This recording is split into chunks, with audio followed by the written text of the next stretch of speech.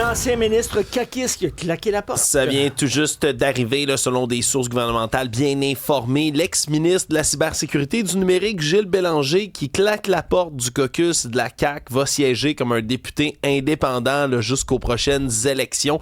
Lui qui avait appuyé Christine Fréchette dans sa course à la chefferie, mais qui n'a pas obtenu de poste sur le nouveau Conseil des ministres. Je rappelle qu'il avait été également très, très, très critique du dossier de santé numérique là, qui va sortir de manière incessante. Il a dit, moi, je peux pas appuyer ce que Santé Québec fait en ce moment. Le dossier s'est géré n'importe comment. On peut pas l'amener de l'avant. Et puis ça a l'air qu'il y a eu des conséquences à être très critique de son propre gouvernement. Et là, il claque la porte. En parlant de drogue psychédélique, tu veux parler de ton ami Robert Kennedy Jr.? Le secrétaire à la santé des États-Unis, Robert Kennedy Jr., que vous connaissez tous, complotiste notoire, anti-vax notoire, celui qui est à la charge pourtant du comité de vaccination des États-Unis maintenant, de tout ce qui est santé aux États-Unis, était encore devant le Congrès aujourd'hui. Là, on voulait lui poser toutes sortes de questions. On voulait demander s'il était capable de reconnaître que 80 quelques % des enfants qui sont décédés, par exemple, de la grippe ou de la rougeole, sont pas vaccinés. On voulait y faire... Il y a une dame dans le New York Times qui a écrit un très long texte. Sa fille est morte de la rougeole. Elle a dit, s'il vous plaît, vaccinez-vous. Oui. Elle a écrit ça dans le New York Times. Ben oui, parce qu'ils ont coupé toutes les recommandations. Ils ont coupé tous les budgets qui font de la publicité pour encourager les gens à se faire vacciner. Ils ont tout coupé. Ils ont coupé la recherche d'un vaccin. Cet homme-là fait des dégâts au niveau de la santé des États-Unis. C'est pas pour rien que j'en parle aussi souvent, que ça va prendre des décennies en termes de recherche et de science de rattraper juste les dégâts qu'il est en train de faire. Et là, juste pour pimenter votre journée un tout petit peu, il y a un passage, encore une fois, complètement lunaire de son témoignage. Si on écarte le fait qu'il parle avec une voix d'un caillou qui est en train de mourir sur le bord de la route, comme ça tout le temps, ben, on l'a mis devant des propos qu'il a tenus dans les dernières années sur un podcast. Je vous laisse écouter, je vous traduis ensuite. Can you admit today that you said every black kid can get reparented on a wellness farm? Can you admit that you said that? And get reparented on a wellness. Well, let me read exactly what you said. You said every black kid is now just standard. Put on Adderall, on SSRIs, benzos, which are known to induce violence, and those kids are going to have a chance to go somewhere and get reparented. To live in a community where there'll be no cell phones. Je vous traduis vite. La sénatrice est en train de lui dire, là, êtes-vous capable d'avouer, oui ou non, que vous avez tenu les propos suivants, que tous les enfants noirs du pays devraient se faire envoyer dans des fermes pour travailler et se faire reparenter, donc rééduquer à ces endroits-là, loin de tous les médicaments antidépresseurs toxiques qui rendent les enfants agressifs.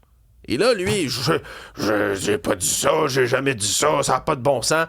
Et là, évidemment, qu'est-ce qu'elle sort? L'extrait vidéo, audio, dans lequel on l'entend dire exactement ces propos-là. Puis non, c'est pas ma position, je pense pas vraiment ça. C'est envoyer les enfants noirs sur des fermes. Sur des fermes de travail et de reparentalisation dans lesquelles on leur réapprendrait à vivre en société, loin des méchants antidépresseurs.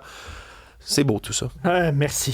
Stéphanie. Je voulais vous proposer une petite découverte musicale, étant donné qu'il fait beau, il fait presque chaud. Ça peut mettre un peu de bonne humeur dans votre retour à la maison. C'est l'auteur-compositrice-interprète de Montréal, Sunny Shine, de son nom d'artiste, Camille, de son vrai nom. Et pour la petite histoire, Camille a étudié le chant, mais elle était pétrifiée à l'idée de performer devant le public. Donc, pendant quelques années, au lieu de se lancer en musique, elle a juste gravité autour du milieu culturel. Là. Elle a touché à l'écriture, à la scénarisation cinématographique et même allé en éducation spécialisée. Mais à un moment donné, l'envie était trop forte de faire de la musique et je l'ai découvert en raison de Dumas. C'est un secret pour personne. J'adore Dumas. Et Dumas a travaillé avec elle. C'est lui qui a réalisé son deuxième album. Mais sur l'album, on retrouve entre autres un duo entre elle et lui. La chanson s'intitule VHS et on va écouter un extrait.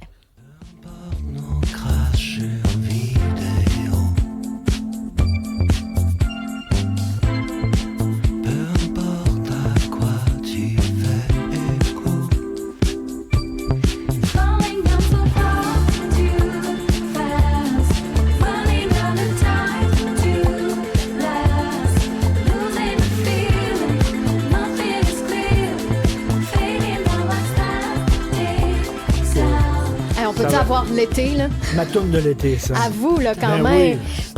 ça sonne ensoleillé, le dynamisme, leur voix douce, j'aime tout. C'est vraiment ma découverte de la semaine. Ça sent le gin tonic. Sonny Shine et Dumas VHS. Écoutez Rapio ça Presto, soir. Michael Jackson.